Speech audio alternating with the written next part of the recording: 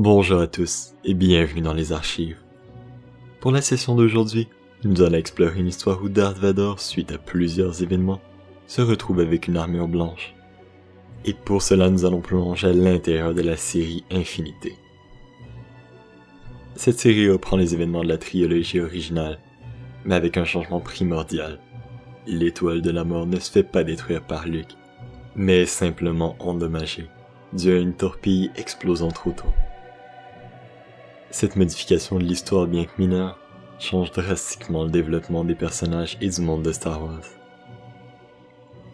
Faisons un saut temporel jusqu'à l'épisode 6. Leia est celle qui est allée chercher Han, et non Luke. Dans la foulée, elle fait exploser le palais de Jabba avec ses 3 PO à l'intérieur.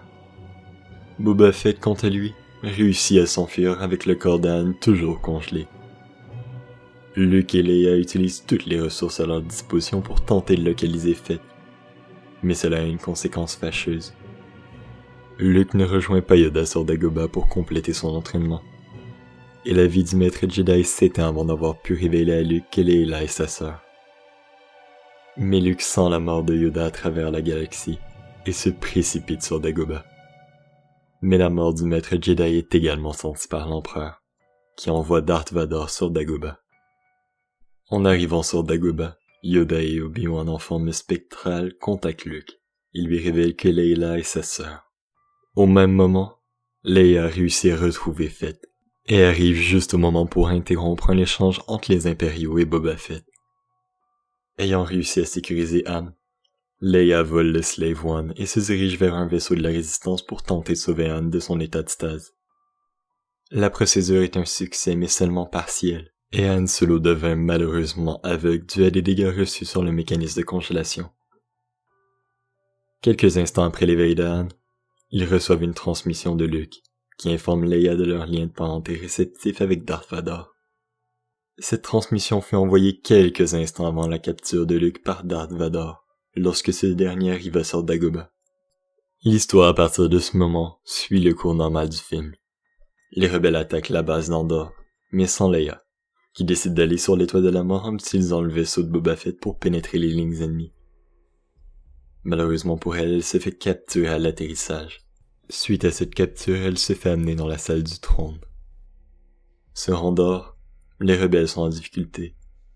Non seulement sont-ils dans l'infériorité numérique vis-à-vis de l'Empire, mais les indigènes locaux attaquent tout humanoïde en vie. Ils arrivent tout de même in extremis à faire des dégâts au générateur de boucliers, qui finit par se faire achever par Han Solo dans le Faucon Millennium. Dans la salle du trône, Leia ne peut que regarder avec horreur son père et son frère dans leur combat fatidique. Luke prend le dessus, comme dans le film original, et réussit à trancher l'une des mains mécaniques de Vader. Mais cette fois, l'effort combiné de Luke et de Leia arrive à tourner Vader vers la lumière. Mais l'empereur, sentant son apprenti fléchir, réussit à s'enfuir dans la confusion. Vader se fait cette fois soutenir par ses 2 enfants, et n'ayant pas été blessé par les éclairs de l'empereur, survit à la destruction de l'étoile de la mort. Cette fois, tous les Skywalker arrivent à s'enfuir de la destruction de l'étoile de la mort, et c'est arrivé sur un vaisseau rebelle que la nouvelle tenue de Vader entre en jeu. Non pas noire cette fois, mais bien blanche.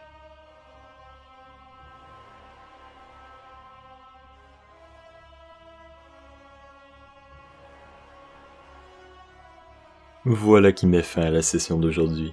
Si vous avez apprécié la vidéo, n'hésitez pas à laisser un like. Et si vous avez un sujet que vous aimeriez que j'explore dans les prochaines vidéos, n'hésitez pas à me le faire savoir.